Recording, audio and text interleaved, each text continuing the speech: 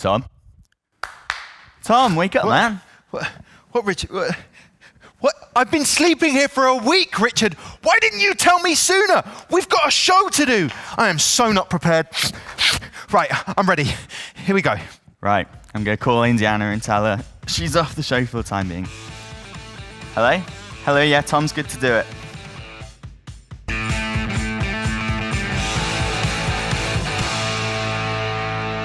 Hey, what's happening? Welcome along to NitroNights, where we bring you all of the latest sim racing news via the Newsflash. We will also be bringing you today, for the first time ever, a brand new feature. We're calling it Hot Lap. And what would an episode be if we didn't have a guest who had fuel in their veins? Well, it would be like a safety car round, and we're not having that. So we are bringing you today Ben Constanduros. He will be joining me. And here's the thing, if you don't know anything about him, you will when you watch this. It was a long hold yesterday, or what's that? It looks like maybe the fire extinguisher's gone off on Marcello's car. Marcello's stalled. Everyone just about avoids. When you hear his voice, you know it's time for some great motorsport action.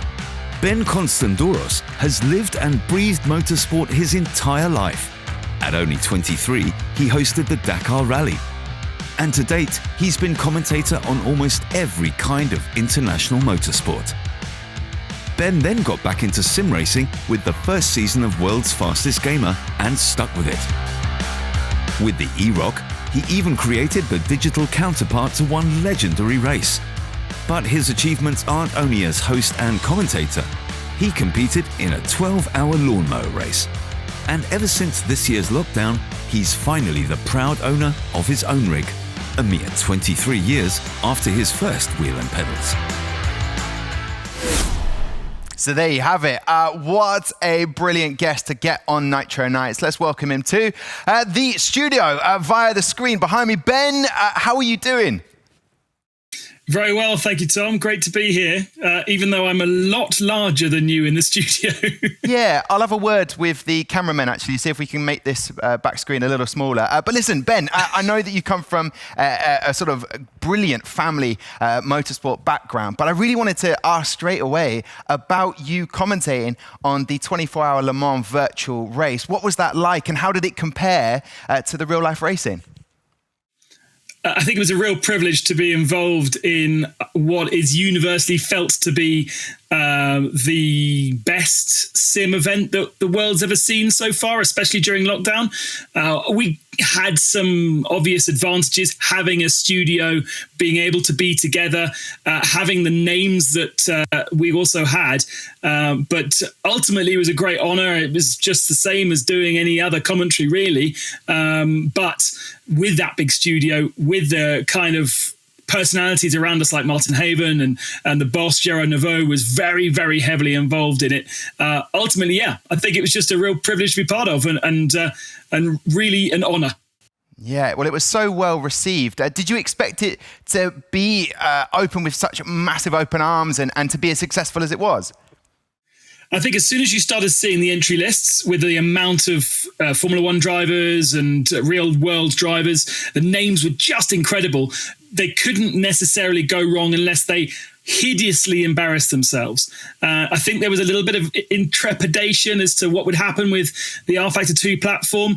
And I thought what was brilliant was by kind of looking at the issues that R-Factor 2 had with the server and the possibility of crashing, the organization team came up with this idea of red flags, of controlling it before it was all too disastrous. And actually, those red flags gave us way more exciting racing than we would have done if we'd gone straight the way through. Remember, Tom, at Le Mans, you generally have 4 to 5 hours worth behind a safety car or in red flag situations. Most endurance races have those things. And a sim race doesn't, because there aren't those variables. A barrier doesn't need to be repaired. It doesn't start raining hard.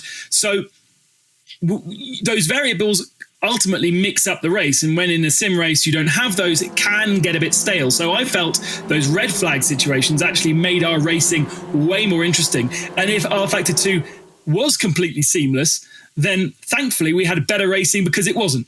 Yeah, indeed. Well, listen, I thoroughly enjoyed it, as many other people did. I've got to know, though, in that video we just saw of an introduction for you, it said that it's taken you 20 years from getting your first wheel to getting your first rig. Talk to me about that. Why did it take so long? Yeah, I don't know. I guess I had a rig and pedals until about the age of 18. And then I went into do a bit of real world racing, so a bit of karting. And then I kind of got heavily involved in university and work, like normal life. Yeah. And one of the big things was when I was living back in England, because I no longer live in England, I didn't have very good internet. Really, really bad internet, like countryside rubbish internet. So I couldn't really ever do online stuff. And online stuff was where it was really, really fun and exciting. I never thought I could do online stuff. So then I've been toying for years about getting a rig again, and certainly being back involved in sim racing a few years ago with World's Fastest Gamer. I was desperate, really was desperate, but just didn't quite have, at that point, the space, because now I live in a tiny apartment in France, and there really isn't the space for a rig. But thankfully, I kind of justified it in my own brain. I justified it to my wife that I wouldn't be totally away from her, and I would still be sociable with our friends, and I wouldn't lock myself in a room, and eventually persuaded her that I needed it for work, which I did. And so it now sits literally just behind me. I mean, look, the wall is within 1 meter's reach, and there's a rig behind me down there. Yeah, you can see it, look. Yeah. Well, look, honestly, Ben, I love it. I love the fact that you had to negotiate to get the rig, but it's great to have you back on board. I want to ask you a few more questions about commentating, but before that, Ben, I think it's very important that we quickly go on to the quick fire round. Now, I haven't prepped you for these questions. Are you feeling a little bit nervous about the quick fire round? Yes. Okay, good. Well, hold on to that fear, because this may persuade you with some of these answers. Are you ready? Here we go. Favorite racing game? ACC. Favorite driver? Ayrton Senna. Is that allowed? You can.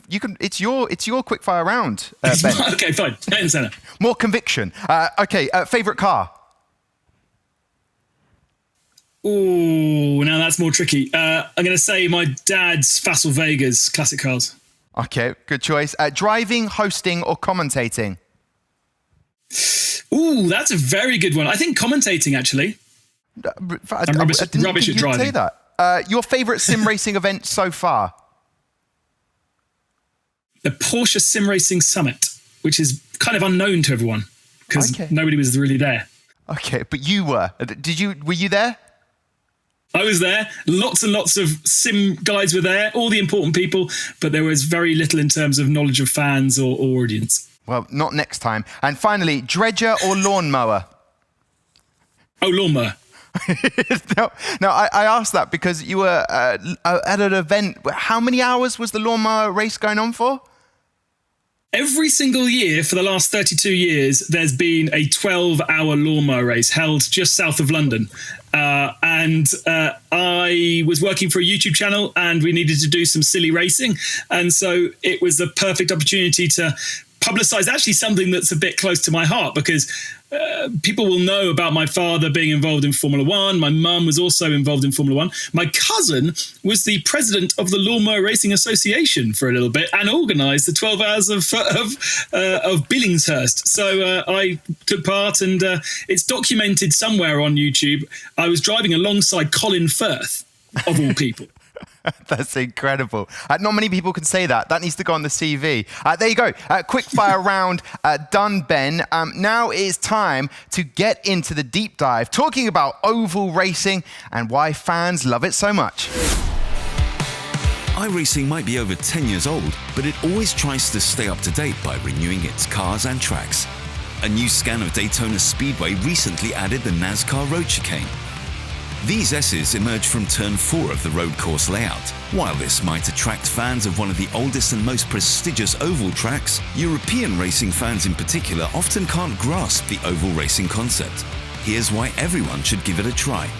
According to oval racing fans, the chances of winning seem more evenly spread than in series like the Formula One. Because of the packed oval circuits, faster cars can't always use their advantage, and as such, more teams are able to compete for first place. It's not very often that a single driver leaves the whole field behind. For the most part, races are much closer than in circuit-based series, sometimes being decided by mere centimeters. In addition, the yellow flag NASCAR system adds a tactical twist to the races, which most casual observers don't see. Fuel strategy and pit crew are just as important as in Formula One. Added to that, no turn is the same. This is a fine detail, only known to those who have driven a real or digital oval circuit. The fine nuances in steepness and angle are tricky, but also important to learn. Furthermore, oval fans love that their races are at constant peak. As oval circuits always offer an opportunity to overtake, there's always attacking and defending maneuvers on the tarmac. And finally, of course, it's the risk and aggressive driving styles that thrill oval fans. Driving constantly at the limit leads to incidents which force every driver to quickly adapt. Oval racing's a little bit like American football. It's a bit random at first glance, but once you understand the tactical insights, you might get snagged and never get off the hook. Perfectly explaining oval racing. So Ben, my question to you is, what is your involvement in oval racing and what's your opinion on it? Well, I'm a bit of a secret lover of oval racing. Obviously, being a European, it's not something that we are kind of used to, but I really love doing the odd oval race in iRacing and participating. I love the strategic element of it. I love the fact that you are able to kind of analyze and think a lot more. It's not just simply about kind of trying to get through all the corners as fast as possible and panicking. It can be a little frustrating on iRacing because it is so tricky to know where cars are around you. I've just recently bought myself some VR actually, so I'm really excited to use that because then I can turn my head and be able to see the people on the left and the right. But obviously when you're fixed with a single screen, you don't have any perception of those guys around you. And therefore, in the lower rookie formulae and iRacing, you do see a lot of incident and accident, frustrating things happening. But once you get to a level where people are kind of respectful of each other and understand that there's no point just trying to get to the front, because when you get to the front, you're the slowest person on the group. And especially if you do oval racing in something kind of low powered, your slipstream effect is like 20, 30 kilometers an hour faster. And therefore there's no point leading until the very last lap. So it's better to sit there and almost come half off throttle and just wait and wait and wait. It's kind of a bit of an alien thing to a lot of people who just simply think flat out, and if there's a gap, go for it, and if you don't go for a gap, you're not a racing driver, all those incentive things. Yeah. Certainly doesn't apply when it comes to going round and round in circles flat out. Yeah, but it sounds fun to learn that new discipline. I kind of lead me on to, because I wanted to ask you about the commentating and how do you go about doing it? How do you make it look so effortless? And I also wanted to know about the different disciplines that you will be commentating on and how you do that. So let's start with commentating. How do you go about it? What is your process, Ben? I guess kind of being ingrained in and making sure you're surrounded by whatever subject you're talking about, making sure you absorb as much information as possible. I'm not one for notes, and I know a lot of people look at me and go, "Why have you not got any notes? That's really naughty."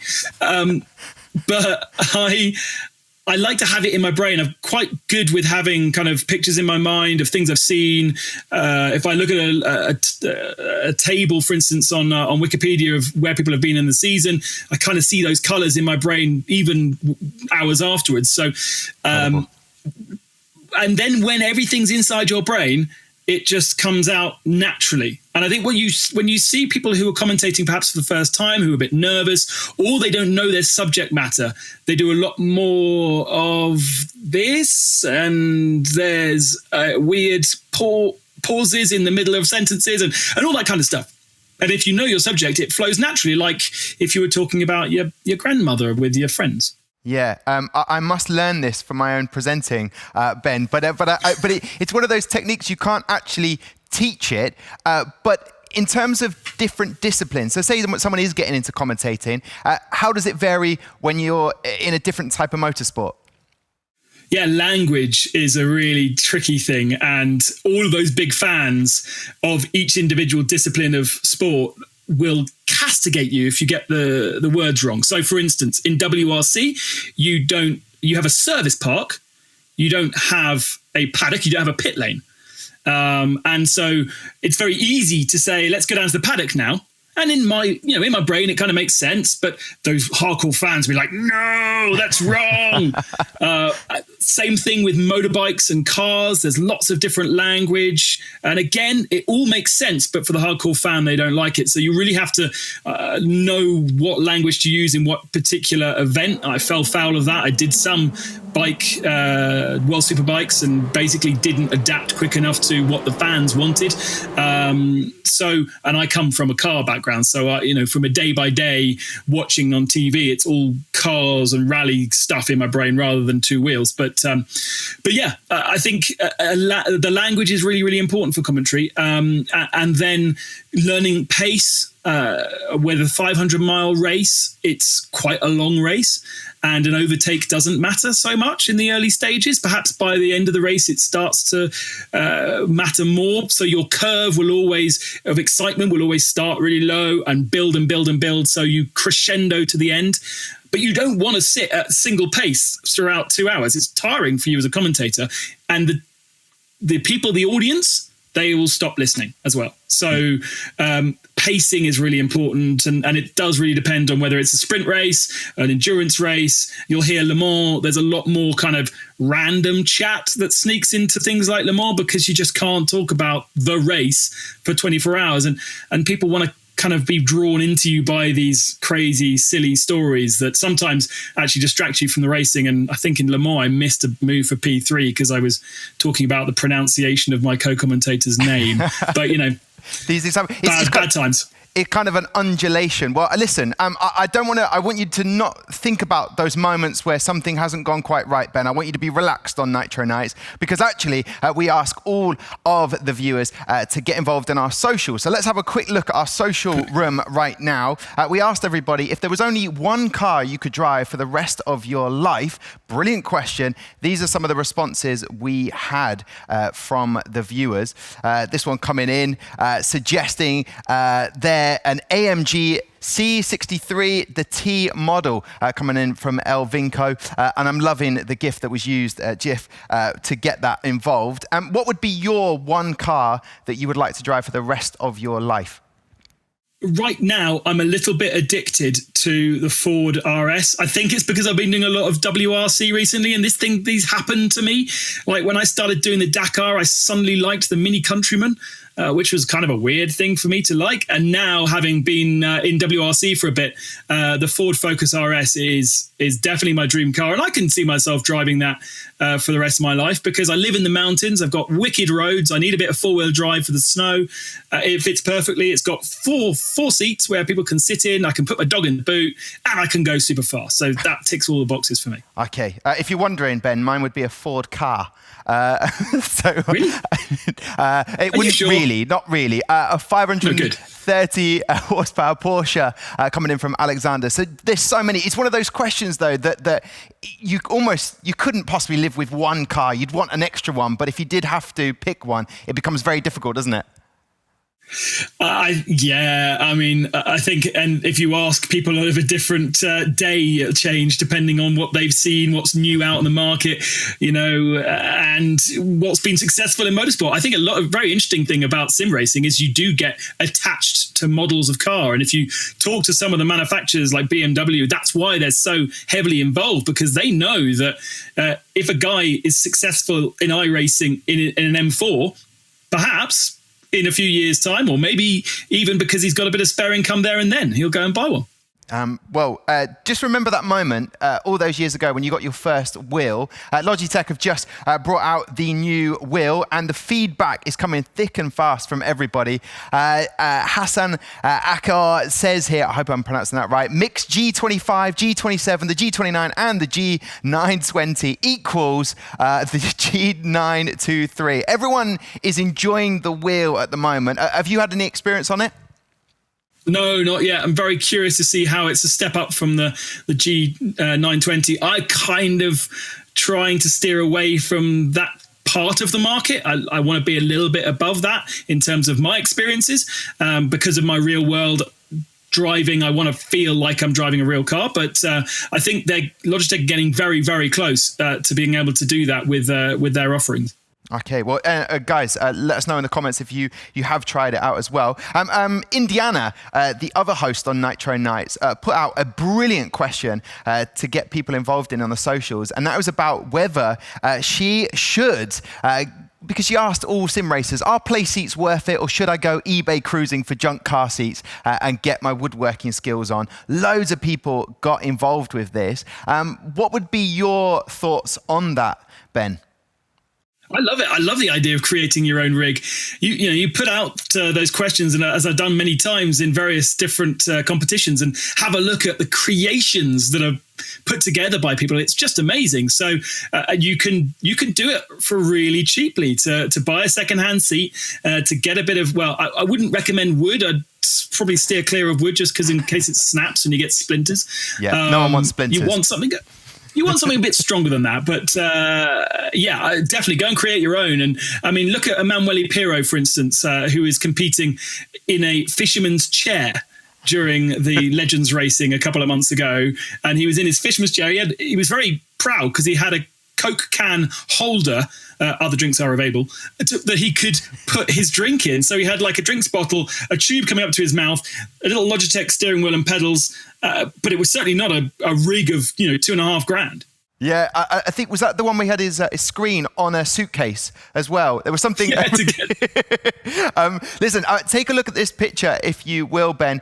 This was one of the suggestions for the stops. It says here, I just got a door stop and put it behind the wheel of my desk chair. So you can make it on a budget, which I think you were alluding to, which is brilliant. And Tom, what I would say is go and have a look at Erjan Yuyovsky's Twitter, I think today or yesterday.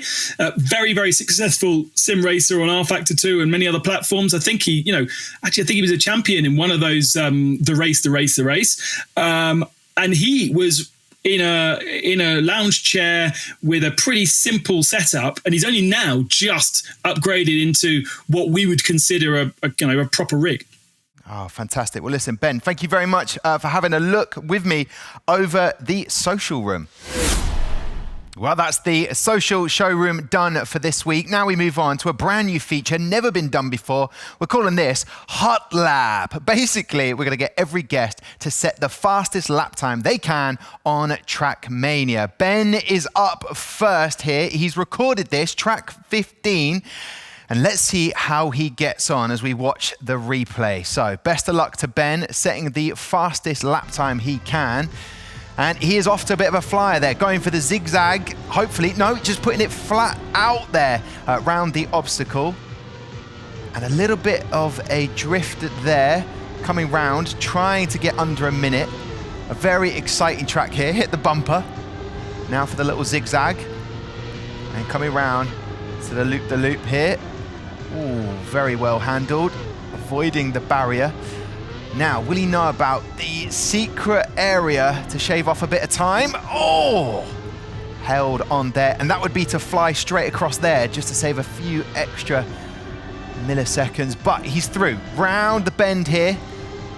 Now, for Ben, he's never taken on the Trackmania before, so not au fait with the drift. Doing very well here so far, apart from hitting the barrier there. Can he set a good time? Here we go then. Obviously looking for an air brake here, mid-air.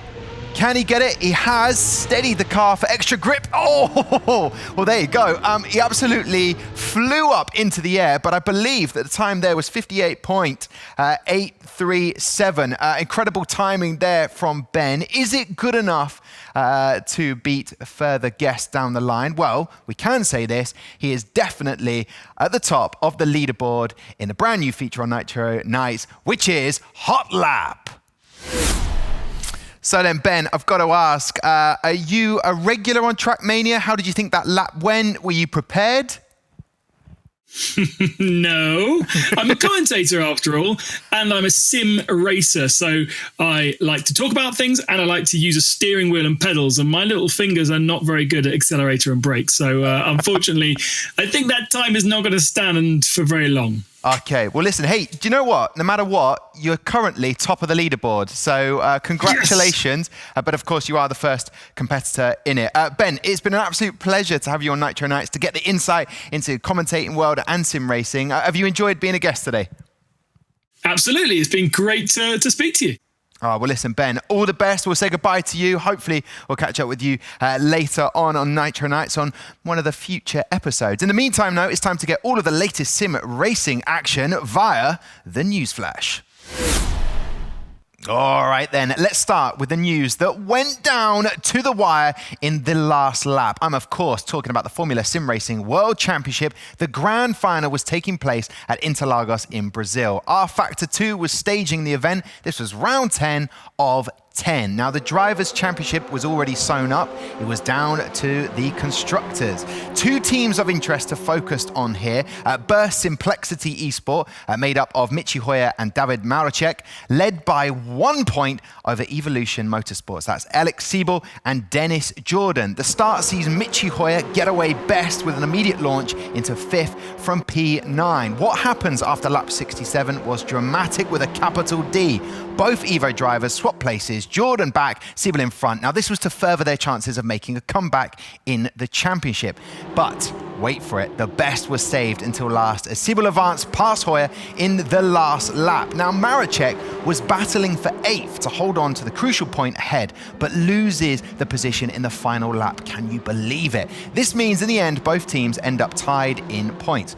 Burst Simplexity wins the tiebreaker, though, by having more second place finishes and take the Constructors' Championship. Congratulations to them. It really did go down to the wire. And I'll be honest with you, I'm out of breath just reminding myself about it. Moving on then to the GTSport Top 16 final round. This is of the Nations Cup and the Manufacturer Series Nations Cup on Sardinia Road track. The Manufacturer Series on GT Tokyo circuit. So those were the circuits in play. Now, the Nations Cup already had its champion in Baptiste Beauvoir. Valerio Gallo and Coque Lopez were fighting it out for P2. Giorgio Magano also had his chance. So, getting to the race, Gallo made his pit stop early and dominated, basically starting from start to finish. He fixed his place on the podium with Magano in 3rd. The Manufacturer Series was already won by Gallo, who didn't even participate. It's all right for some, isn't it? So it was merely a show match for us, the audience. Nikita Moisov and Nico Romero were basically fighting it out.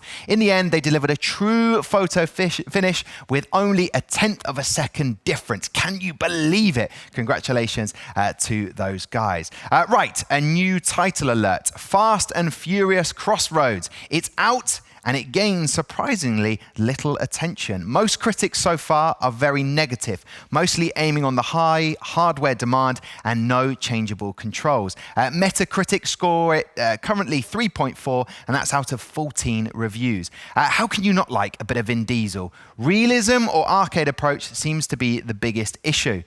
In Crossroads, you form a team with the known figures of the motion pictures and take down enemies with their special skills and weapons. What do you guys think? Let us know in the comments. And finally, and we've saved the best till last, the British team Veloce Esports have had a very successful 2020 so far, part of which is due to their popular hashtag, not the GP series. Well, they've gone Barry big time, fair play to them. They have secured a multi-million-pound deal from private investors, as the organisation declared on August the 3rd in a press release. The investment coincides with a merger of Veloce's real racing and esports department. Good, you're up to speed so far. The deal will promote Veloce's dominant position in the scene. As a first step, Veloce Racing and Veloce Esports will merge to race united under the Veloce banner.